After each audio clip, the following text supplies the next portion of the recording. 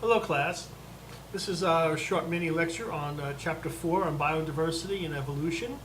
And so I'm just going to highlight some things from Chapter 4 in the book. It starts off with a discussion of biodiversity. I've already mentioned a thing or two about biodiversity, why it's important. It's important for the stability and the health of individual ecosystems to have more species of plants and animals, insects, everything there. In case something happens to one or two of the species, the ecosystem can still go on.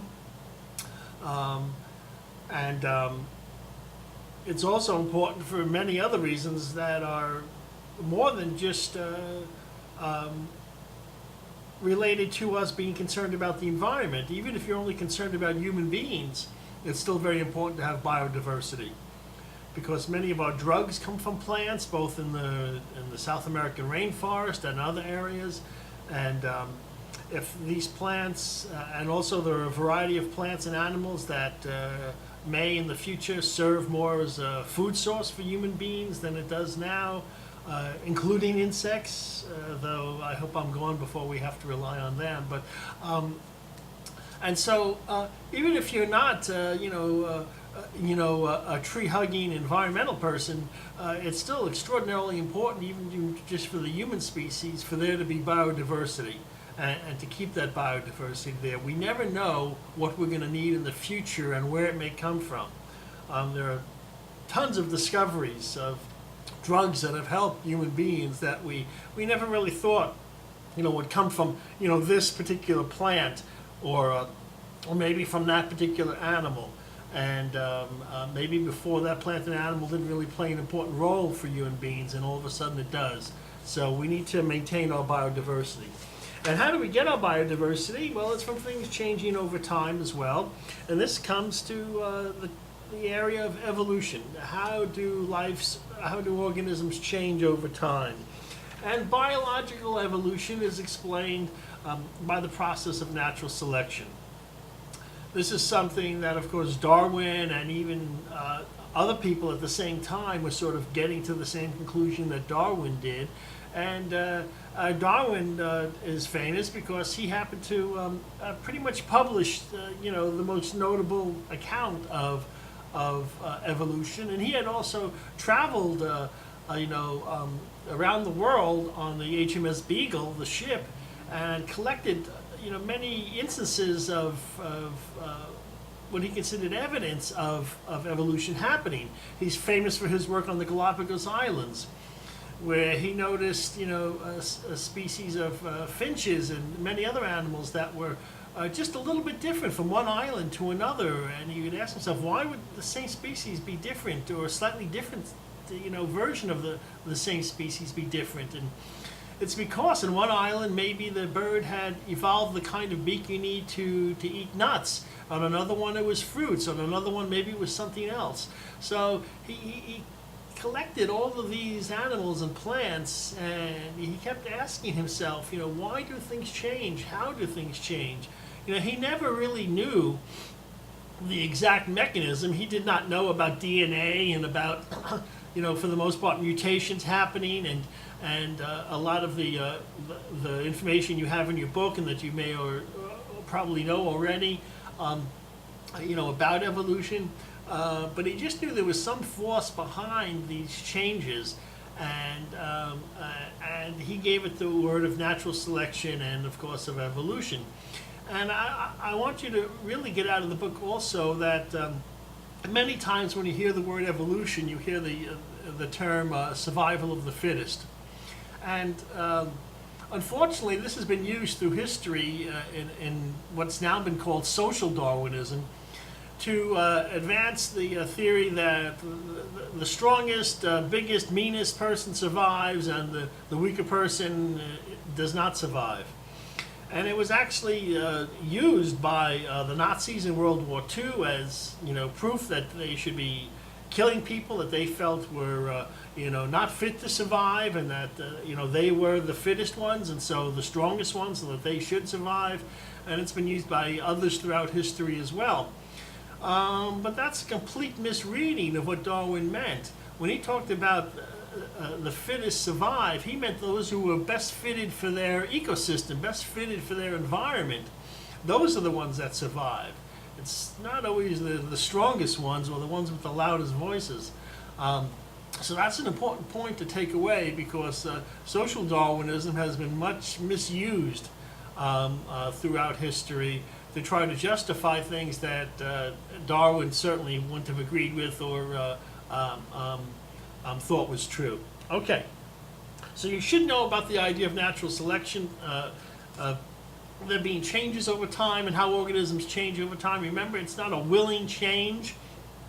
We do not get giraffes with taller necks by how Lamarck thought it was, where elephants basically stretch their necks willingly, to try to reach the taller branches, and then there were these taller necked giraffes, and that they passed on this trait. Acquired traits really cannot be passed on.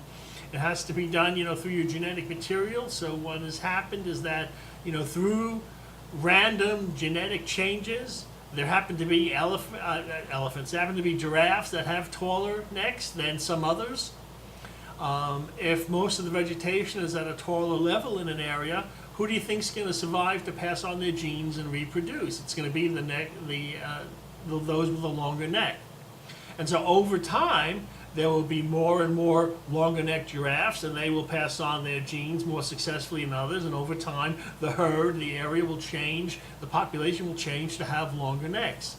And so that's how we see change over time. Sometimes it takes, thousands, tens of thousands, maybe even millions of years for changes to occur. But it's not by an organism wanting to change or by an organism changing in its own lifetime. It's only by this process of random change and then natural selection, because we naturally select for organisms that are better fit for their environment. So if the vegetation is up high, those giraffes with the longer neck are better fit for their environment. So they're the ones that are going to more likely reproduce and more likely pass on their genes that contain the gene for the longer neck. So that's something to understand. And the book also mentions 3 myths about evolution. I talked about one of them already, the survival of the fittest, meaning the survival of the strongest. So read about the other 2 and look about that. There's also a section on how geological processes affect evolution, how things like, why do we find a wide variety of organisms in Australia, an island continent, that are not found anywhere else? Well, this was due to the geological isolation of that island over time as the continent separated millions and millions of years ago. And, things evolved differently on Australia than they did in the other continents that Australia was once attached to. So geology plays a part as well. There's a whole area on the book, again, about diversity and its importance, and I can't overstate the importance of diversity in ecosystems. And it talks about various ecosystems and talks about the various roles that organisms play in ecosystems. And so talking about things like native species and indicator species, so you should know about those as well. The whole idea of the keystone species, which is the species that really builds up an ecosystem from the first place, and it talks about the role of the American alligator and of the beaver, and that they help create their ecosystem as well, and that they play a very important role in it. And if they're gone from it, the ecosystem is going to change in probably a very drastic way. I guess that's all I want to say about evolution. I know sometimes evolution is a controversial topic. Some people feel it conflicts with various religious beliefs. I happen to be of the school that believes that there really is not a conflict between religion and science, and there doesn't need to be.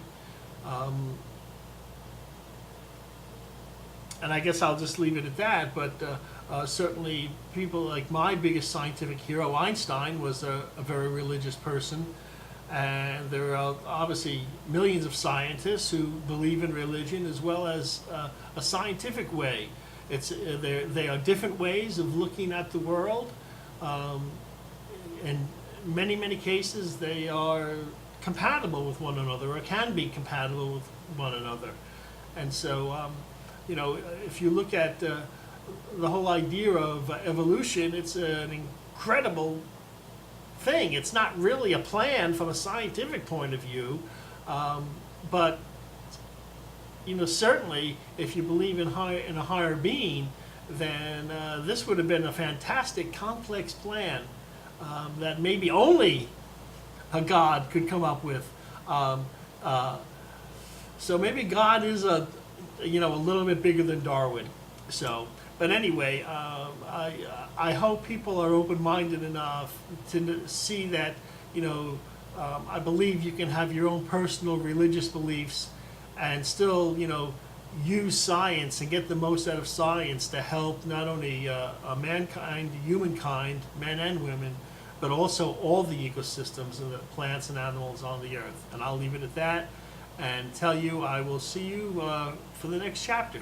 Bye-bye.